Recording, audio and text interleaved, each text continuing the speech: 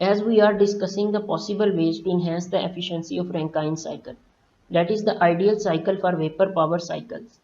In this aspect, cogeneration in power cycles found to be an effective technique to increase the efficiency of Rankine cycle by converting low-grade energy into useful work. Cogeneration is a very efficient technology to generate electricity and heat. It is also called combined heat and power, as cogeneration produces heat and electricity simultaneously. So let's start. Cogeneration.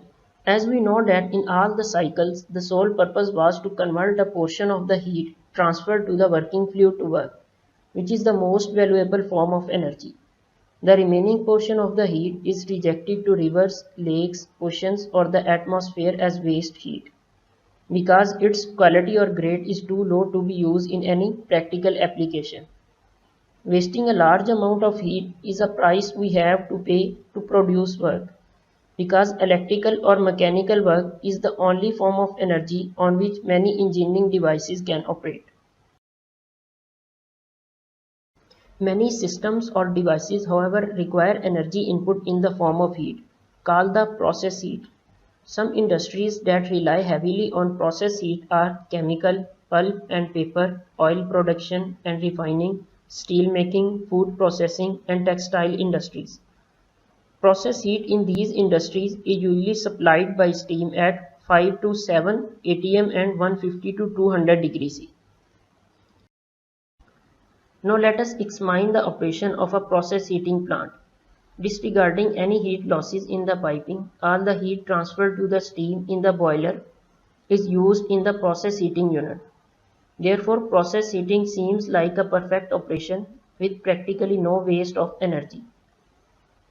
However, the temperature in furnaces is typically very high, that is about 1400 degrees C, and thus the energy in the furnaces is of very high quality.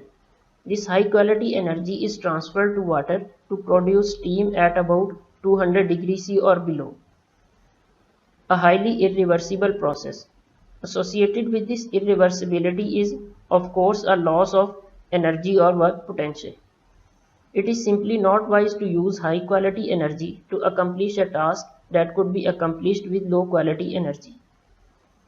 Industries that use large amounts of process heat also consumes a large amount of electric power. Therefore, it makes economical as well as engineering sense to use the already existing work potential to produce work instead of letting it go to the waste. The result is a plant that produces electricity while meeting the process heat requirements of certain industrial process. Such a plant is called a cogeneration plant. In general, cogeneration is the production of more than one useful form of energy, such as process heat and electric power, from the same source. Actually, in cogeneration, first the high quality energy is used to produce electricity by expanding it in a turbine, and then send this low pressure, low temperature steam in a process heater to perform the task like dyeing, steel making or food processing, etc. So we can say that in cogeneration the process heater is replaced with condenser.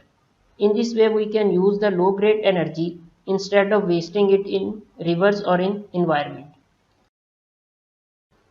Either a steam turbine that worked on Rankine cycle or a gas turbine that worked on Brayton cycle, or even a combined cycle can be used as a power cycle in a cogeneration plant.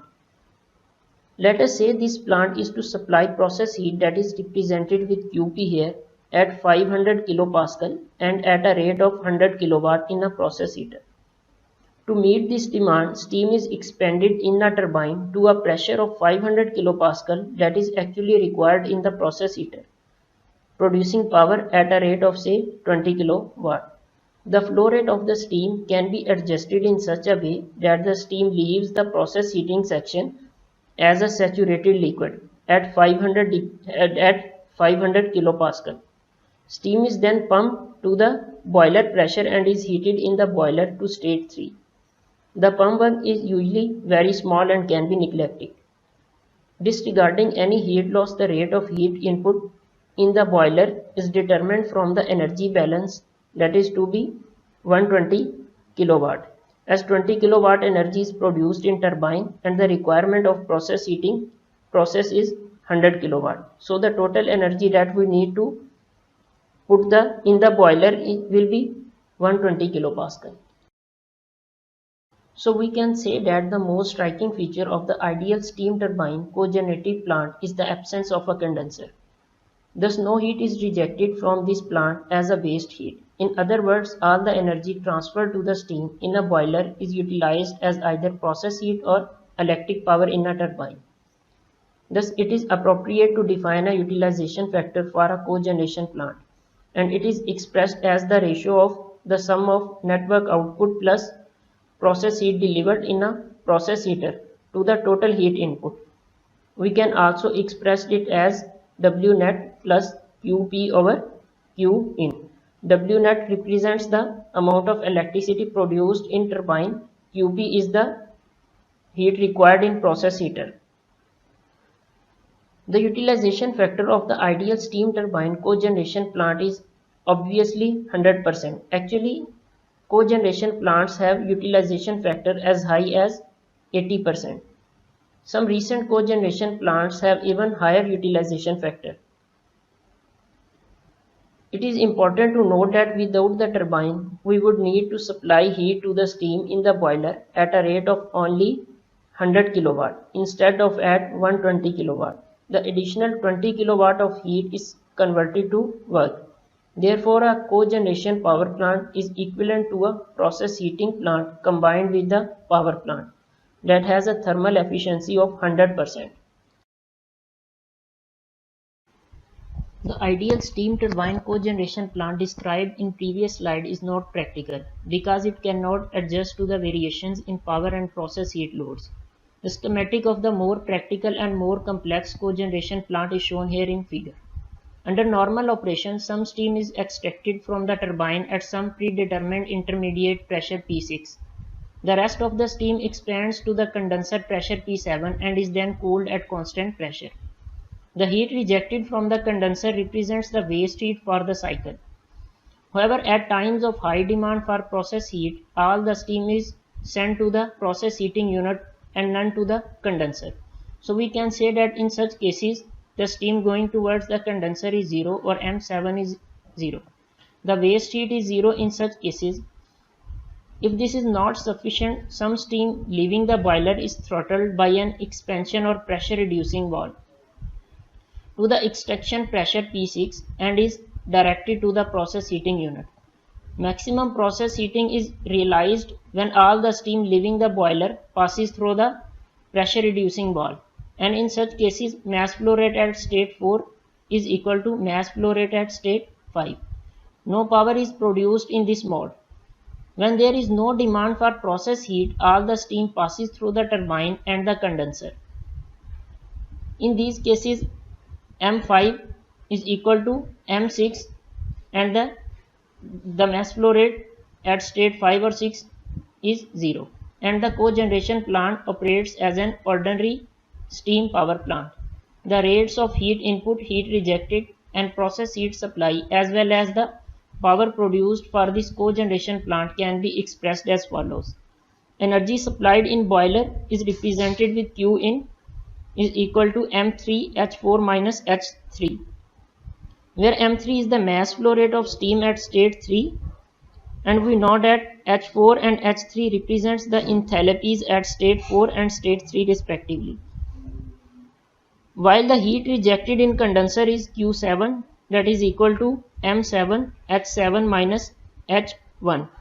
The process heat delivered, that is symbolized with QP, is, however, for this case we have to use the energy balance as in process heater, steam entering from state 5 and state 6 while exiting from state 8.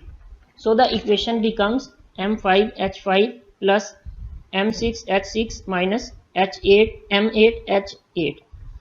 And finally the work output or the work produced by turbine is equal to M4 minus M5 H4 minus H6 plus M7 multiplied by H6 minus H7. Steam leaving from boiler at a flow rate of M4. Here some steam extracted and sent towards the process heater. So the mass flow rate at a mass flow rate of M5.